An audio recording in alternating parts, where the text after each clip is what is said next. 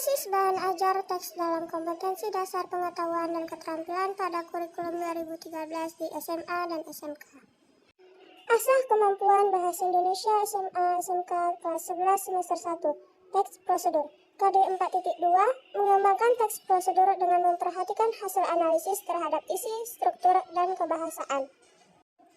Teks prosedur dapat dikembangkan menjadi beberapa produk seperti bagan kerja, petunjuk kerja, serta petunjuk barang dan jasa.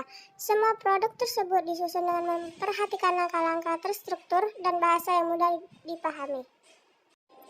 Bahasa yang digunakan harus memperhatikan hal-hal sebagai berikut. Yang pertama, menggunakan kalimat perintah yang jelas. Kedua, menggunakan kata dan pilihan kata yang sederhana pada pemaparan gagasan. Ketiga, menggunakan alur yang urut dan sistematis sehingga tidak menimbulkan tafsir ganda.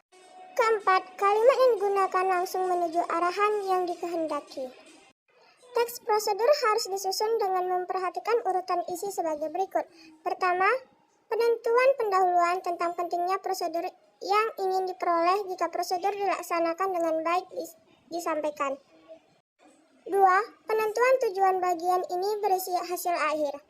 3. Penetapan langkah kerja secara tertib dan urut agar dapat dipakai sebagai panduan membaca sebelum melakukan kegiatan. Keempat, penyusunan simpulan bagian ini berisi pernyataan akhir prosedur yang telah dilaksanakan dengan baik. Selanjutnya, pengembangan teks prosedur harus memperhatikan isi, struktur, dan kebahasaan. Isi teks prosedur berkaitan dengan materi atau informasi yang disampaikan. Biasanya, teks prosedur disusun dengan menggunakan urutan kerja yang tertib dan urut.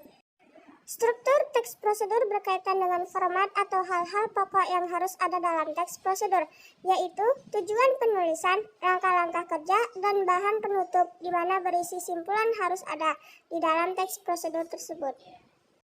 Kebahasaan berkaitan dengan penggunaan kata, struktur kalimat, dan ejaan yang digunakan secara efektif. Kata yang digunakan bersifat sederhana, struktur kalimat pasif, dan ejaan yang digunakan harus sesuai dengan ketentuan ejaan bahasa Indonesia atau EBI.